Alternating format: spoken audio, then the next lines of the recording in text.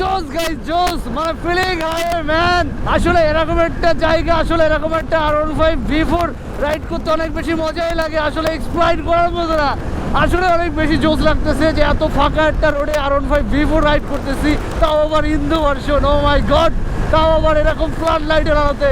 আসলে জোস বাবা, র্যাপ মারো অ্যান্ড হচ্ছে পুরা ফাটায়া দাও। Okay fine, let's go.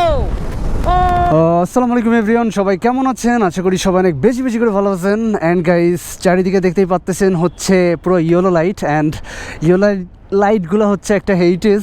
So এই লাইটগুলো আসলে এরকম একটা ফ্লাইওভারের উপর এই লাইটগুলো দেখতে আসলে অনেক বেশি জোসই লাগে।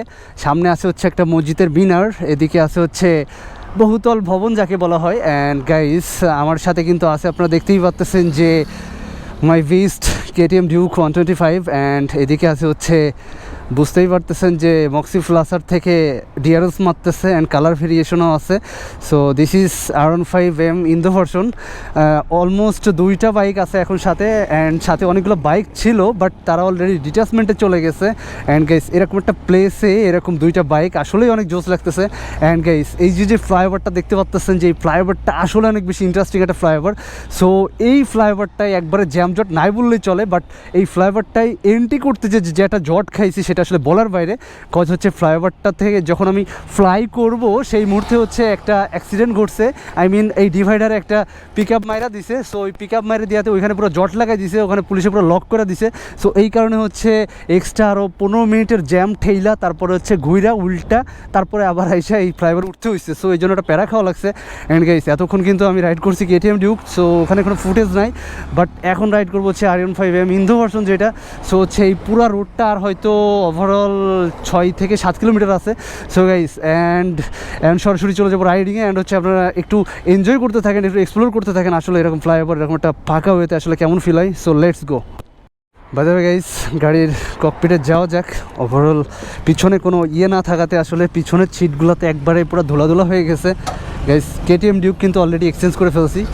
ওয়াও ওয়াও মাই গড, আসলে ককপিটটা জোস লাগতেছে। অ্যান্ড গাইস, রাতের ভিউজটা যে কেমন লাগতেছে একটু কমেন্ট করে জানান। যে আরও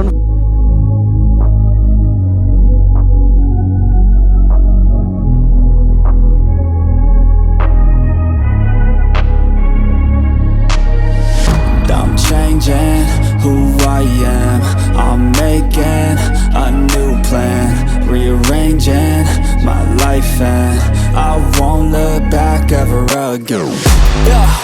And you ain't see me activated, you better hope that you never see me agitated. I think about my actions, plan them out, evaluated. That's how I end up on the top, man, I'm calculated.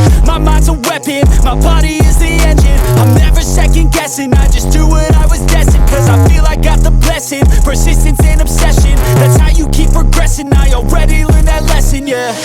I'm changing who I am, I'm making a new plan, rearranging my life and I won't look back ever again. You can't stop what's moving, you can't stop what's moving. I'm changing my life and I won't look back ever again. No fear, see clear, you deserve to be great. I know it feels like things get in your way. Push through those walls and the others will fall.